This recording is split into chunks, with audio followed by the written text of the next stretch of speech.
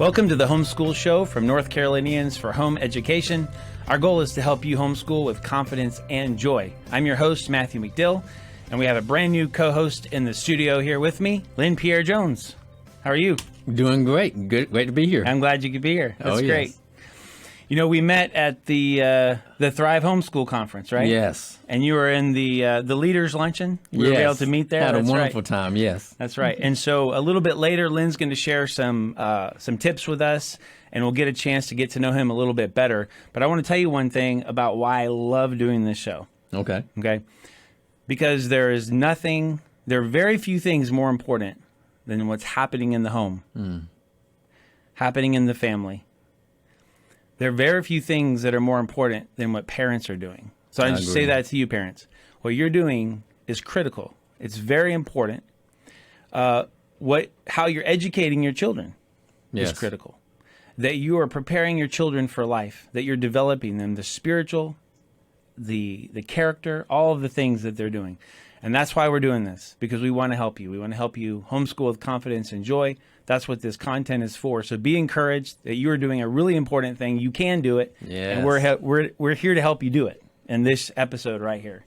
So, Lynn, tell us what we got planned today. All right. Today in homeschool news, we will report from France, where authorities are rejecting the vast majority of requests to homeschool. Also, we will remind you of the upcoming NCHE Moms Retreat. So moms, get ready. You got to sign up.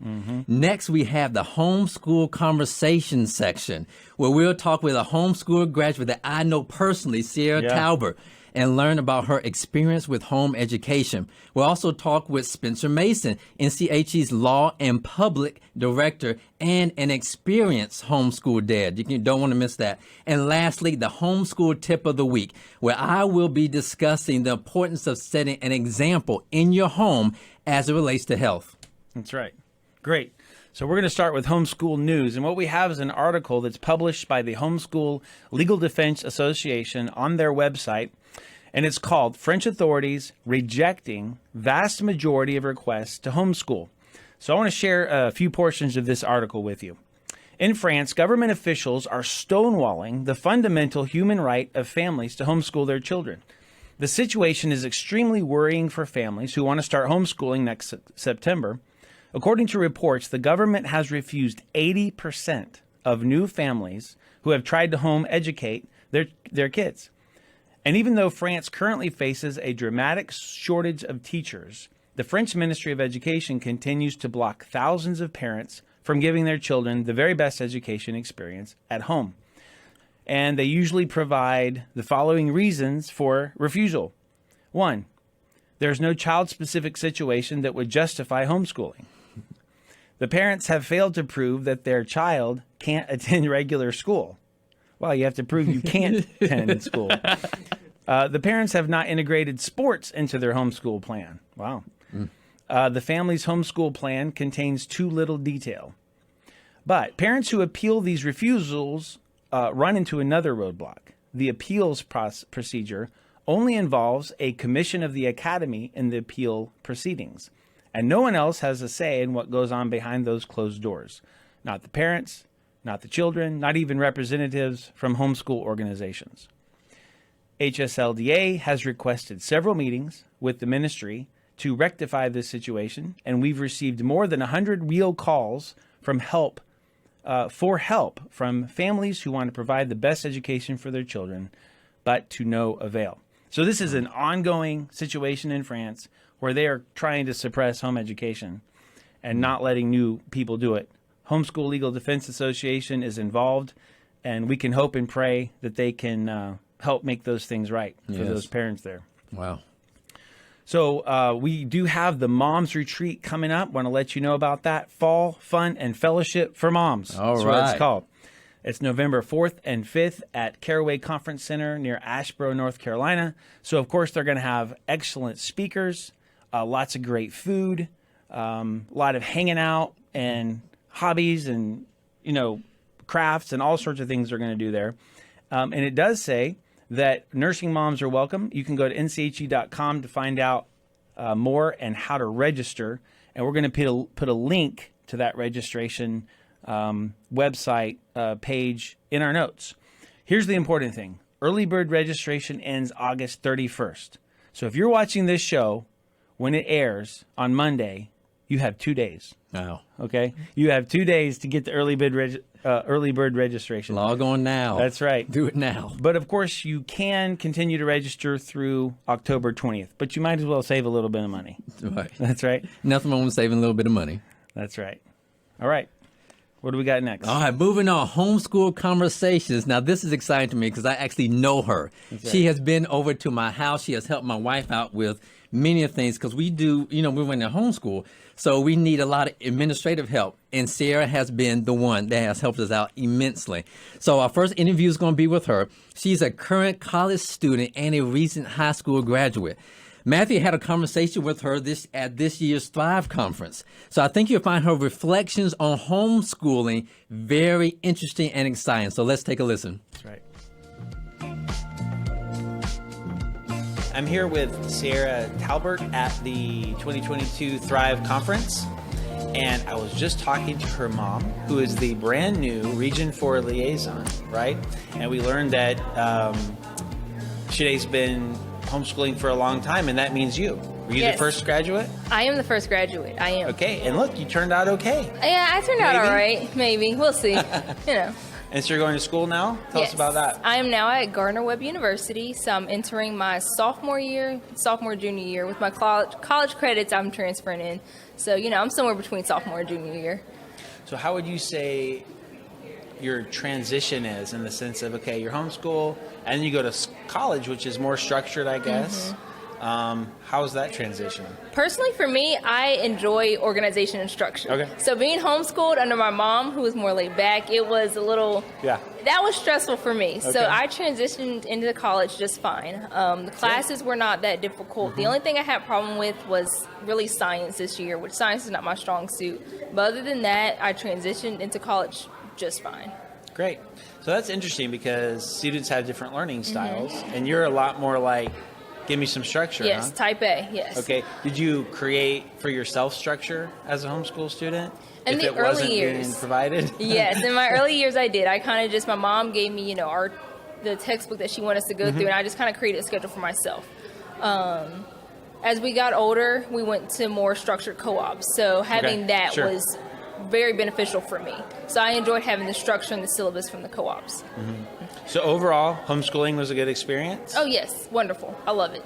I loved it. Yes. What were some favorite aspects of it for you? Favorite aspects would probably, one, had to be the flexibility, being able to travel whenever we wanted. My dad's job was pretty flexible too, so we were able to take a month-long trip a few years ago and travel across the country. The flexibility Nice. was probably the best part, and then the second thing would probably being able to see my younger siblings grow up and being able Nice, to be yeah. there for those life moments. So I'm definitely missing out on those now being at school, so it kind of makes me cry a little I bit. bet. But yeah, I love the flexibility and just being there, right there where my siblings are growing up. It's just been great. And so I would add to that, kind of like you said about being there, is how great homeschool is for family relationships. Oh yes, definitely. I think if we were at school all day long, we wouldn't have the time to kind of just grow, help each other to learn, teach each other things, just have fun, make mistakes together. I really think being able to be with them 24/7, which did get overwhelming, and it still does get overwhelming, but I think I wouldn't change it for anything in the world. Yeah. Yes. That's great. So I guess you see your role in your siblings' lives as pretty important, Yeah. right? And I've encouraged my older kids to realize you're making a big impact, and I love it when they choose, like you're saying, to be intentional and try to make that Yeah. impact. Yes. So as a homeschool graduate, what would you say to homeschool parents? Would you say anything to them about just encouraging them or things to do? So homeschool parents, whether you have a strict schedule and you like strict schedules, or you like my mom and you like being laid back, we will turn out okay. There are many things and opportunities that life gives us, and whichever path that we choose, we trust you guys enough to raise us in a way that we can be successful in many different aspects of life. So, That's great. Thanks for talking to us, Sierra. thank you. Great. That was fantastic. It was. That should be encouraging, Oh, I think, yes. to parents, don't you think? They're going to be all right. Yeah, that's right. Oh, we're going to be okay. So last week we had an interview with Spencer Mason, and we only got a little piece of that. I saved most of his great advice for this week. So now we're going to go back and watch the rest of our interview with Spencer Mason and see what kinds of information encouragement he has for us. Cool. So let's check it out.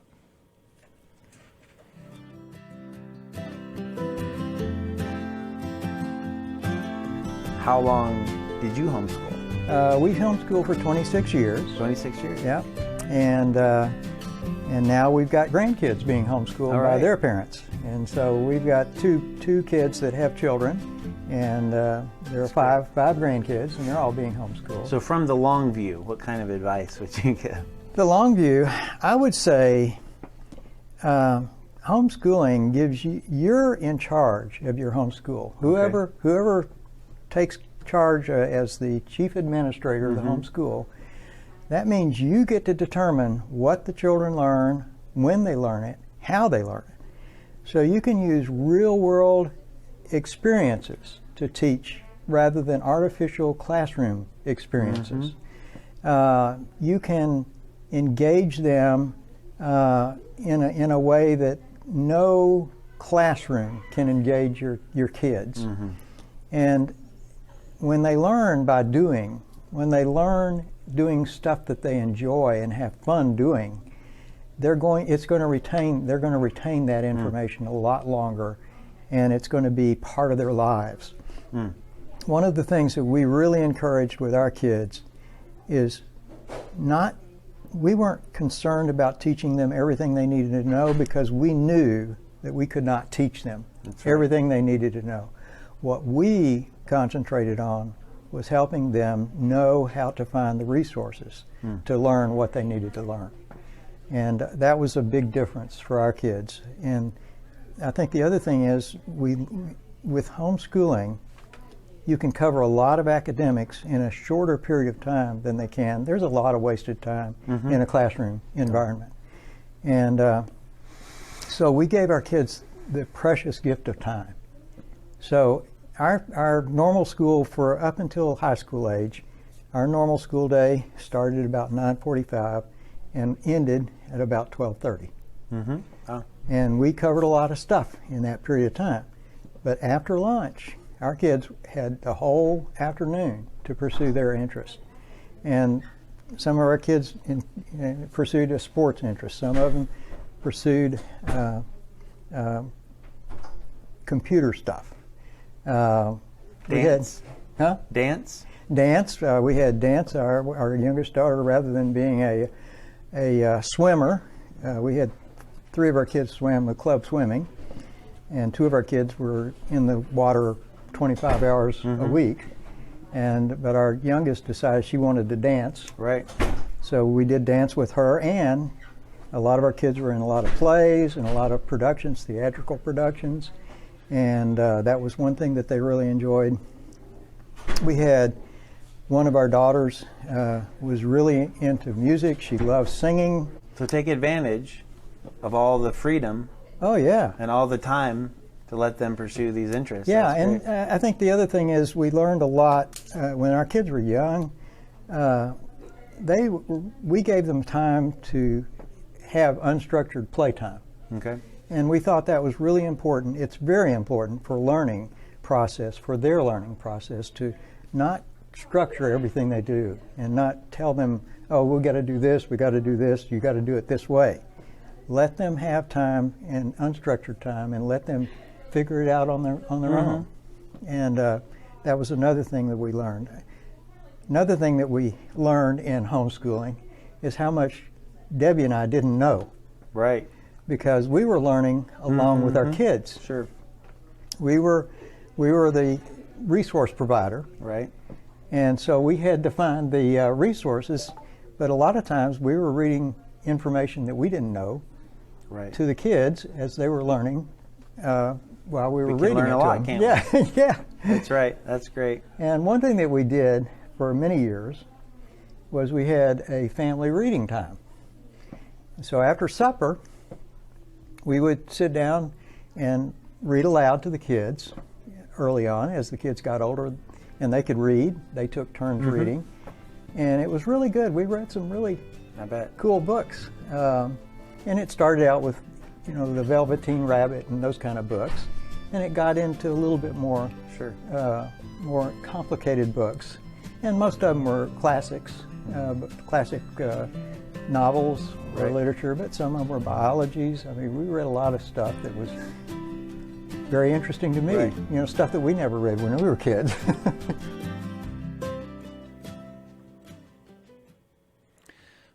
Well, we really appreciate Spencer. He does so much work with us for law and policy, and of course, full-time office administrator as well, and a lot of experience. So he shared a lot of wisdom right there. Hope we'll be very encouraged by that, especially when he said one thing they learned is how much they don't know. Yes. And that's one of the fallacies. Well, you're supposed to know everything that you teach your kids. Well, you can't do that. No way. But you learn with your kids. You're a facilitator, and you make sure to have the right resources. That frees us, doesn't it? Yes, it does. All right, we are going to now go into the homeschool tip of the week, and that is one of the reasons we have Lynn here, because he's going to share some stuff with us. But first of all, tell us about your family. You have some kids you're homeschooling? Yes, I have a few kids I'm homeschooling. Okay. Yes. I'm married to one beautiful woman. She's spectacular, and she has given me 5 children. Wonderful. Yes, 5 children. Bless. The oldest is 19, Pierre. Then I have Janelle. She's 16. Just got a driver's license. So y'all watch out for her out there, okay? And then I have Chrissy in the middle. She's the dancer. She's 12. Then I have the bottom 2 babies. We have Irish twins. So one is Kaylin, KK. She's, how old is she? 7. She's 7, and John is 5. So they are like twins. They're on top of each other all the time. Yeah. So as you all know, my house, from looking at these numbers, our house is always live. Always live. Always going. There's That's probably a break between about 3 o'clock in the morning and maybe 4 o'clock in the morning when everybody's asleep. Other than that, the house is wide open. The teenagers are up at night, and the babies are up in the daytime, so it's live all the time. But it's such a blessing. I remember my father-in-law said that have as many kids as you can. Really? Right, because when you get older, you will appreciate it. It'll be some hard times, even with homeschooling. It'll be some hard times, but you'll appreciate when you're older. And now that I have all these kids, it's fantastic. It's a blessing. It's a lot of fun, isn't it? Oh, yes. Our house, too, is a party all the time. All the time party. And you and your wife lead a homeschool group? Yes. Tell us about that. Yes. Level Up Educational Academy. We have about 100 families. I'm the president. My wife is the vice president. We have Heidi working with us. We have Marilyn working with us. We have Jody working with us. And what we do, which is so cool, so fun, we have a team of about 7 tutors that come in and that they teach, whatever their specialty is. Okay. We have math tutors. We have science tutors. I'm teaching the health. I'm going to talk about the health tip today. But we have all these families that come together to a centralized location, Spirit of Joy, for us to encourage our kids, unweight the parents a little bit, and have these kids prepare themselves for college. We want them to be ready for college. We don't want them behind the ball. This COVID put a lot of people behind the ball, but we are on the front end making sure our kids are ready for college. Right. So exciting. That's great. And we just had our first day yesterday. We just had our first day yesterday, and our second day is tomorrow, so we're excited about it. And you enjoy teaching health because your work is? I'm a physical therapist. Okay. I'm a physical therapist. My wife is a nurse. We've been messing around with health for 20-some years or so. So, health and marriage, as it relates to me and my wife, that's our passion. We love to teach on health. We love the Word of God, and we love to share health with our kids and with other kids. And that's what you want to share with us today, right? Yes, What's the your tip? importance. The importance, y'all. We're going to talk about the importance of health as it relates to you homeschooling your kids. I know we have a lot of moms on here, but dads, I want y'all to listen to. Moms, it's your responsibility. You buy all the groceries. I have a 5-year-old. He doesn't buy anything, but he has an appetite, right? So it's our responsibility to set our kids up for success. So I have 4 tips for you today. Great. The first tip that I want you to know about is that it's a lifestyle. I know with social media and magazines, everyone's looking for a certain look. Yeah, health is not about a look. Health is about a lifestyle. So I want you, mothers, fathers, I want you to take a bird's eye view of your house. And I want you to look at your freezer, look in your refrigerator, and look at your activity level. You know, if you look at your freezer and you look at your refrigerator, does it represent God designed for health? You know, just by looking at the things you have in there, do you have 4 quarts of ice cream and don't have any bananas, don't have any peppers, don't have anything like that, don't have any water in your house, but got juice and tea? Okay, just look at it. So health is a lifestyle. That's tip number 1. Tip number 2 is this. My pastor said, Pastor Furtick, he said that if you want to live with more power, and health is power, if you want to live with more power, you need to adjust your patterns, okay? The patterns that you're going and you're living by. That's tip number 2. We're going to come back to that. Tip number 3 is that you hear everyone saying that you are what you eat. I'm going to change it up a little bit. Okay. And I'm going to say you are what you think. It's more important how you think about yourself and about health than what you actually eat. You can watch what you eat all day. All that's going to happen is you're going to have greater accuracy with the bad food going in your mouth. But I'm talking about you paying attention to how you think. And the 4th tip, I'm not going to tell you at all. I'm going to wait to the very end, but it's going to bless you. It's going to be awesome. So now let's go back to tip number 2, because the most important thing about tip number 2 as it deals with your patterns is your atmosphere. And as mothers and fathers of homeschool kids, it's our responsibility to set a healthy atmosphere. If you imagine, I think y'all have heard the saying about, show me your friends, I'll show you your future. You know, if you hang around with a bunch of people that's doing the wrong thing, you're going to be guilty by association, aren't you? Yeah. And you're going to be drawn toward it as well. And you're going to be drawn toward it as well. So as parents, what are we drawing our kids to? What type of patterns are we setting them? When we wake up in the morning, are we running around and getting out of the house because what we're going to is more important than feeding our bodies? Or are we teaching our kids that, hey, go to bed early, wake up a little bit earlier so you can have a good quality breakfast in the morning? It's all based upon that. I got a little story I like to talk about. You know who Michael Jordan is? Basketball player. Does anyone know? Yeah, you've heard of him. It's so cool. I watched The Last Dance, and it was all about him and his run with the Chicago Bulls and everything. And the last chapter, the last scene really touched me because it was talking about the how can I say, the priority he put on the way that he actually played the game of basketball.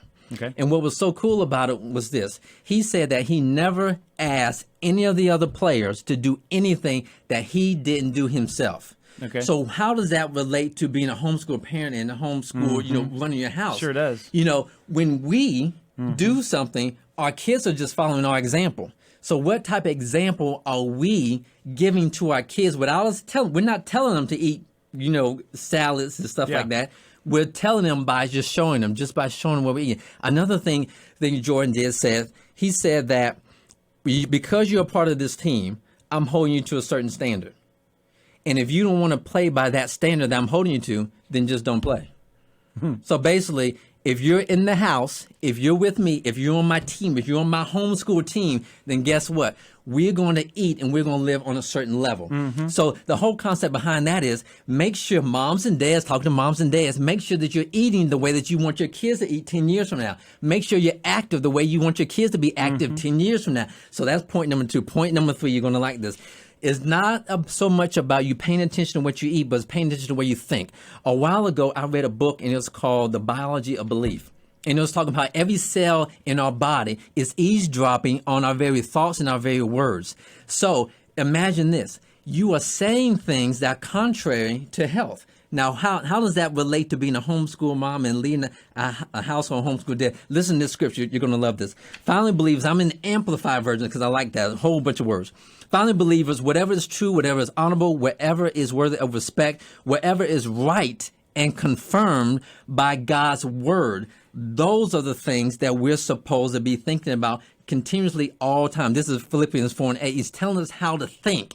And lastly, the 4th tip that I know y'all been waiting for. Yes. I just thought of this where the Proverbs say a joyful heart is good medicine. Yes. And all of those, and envy rots the bones, all that stuff, the connection between my attitude, my thinking, and the body. Yes. Love it. The word of God's awesome. So lastly, the last one, and I'm going to slip this in, but y'all are going to love it. It's going to bless you. As it deals with health and it deals with our kids and even as parents, because we're making a shift in our patterns, we are going after progress, not perfection. A lot of Okay. people stop short because they know it's not going to be perfect. I don't want you to go for perfection. I want you to go for progress. Look at where you are now. Look at where your family is right now, and just take baby little steps to get better and better and better. And I guarantee you, this time next year, you won't recognize yourself, nor will you recognize your kids. Be healthy. So it matters the direction you're moving in, Yes. not necessarily where you are in the process. Right. And that's encouraging to Right. say, as long as we're moving in the right direction, we're going to get to where we need to get Yes. to. Let's just move in the right direction. Well, thanks so much. So encouraging. And Oh, I hope yes. you guys are thinking about this, thinking about what's the culture of our home, what's the atmosphere of our home, what kinds of habits and patterns of thinking are we sharing. So again, we just want to make sure that everything we're doing here is empowering and encouraging you to homeschool your kids with confidence and joy. If you love this show, and if it's helpful to you, please share it. Share it with your friends, your family. Everybody. Share with everybody. That's right. And you can go to NCHE.com/the Homeschool Show and find out how to subscribe on podcasts or see it on YouTube. If you would subscribe there or leave a review, that's going to help other people find the show as well. We would love your feedback. If you have questions, suggestions for content, anything at all, you can email us at thehomeschoolshow@nche.com, and we would love to be able to respond to that. So until next week, continue to homeschool with confidence and joy.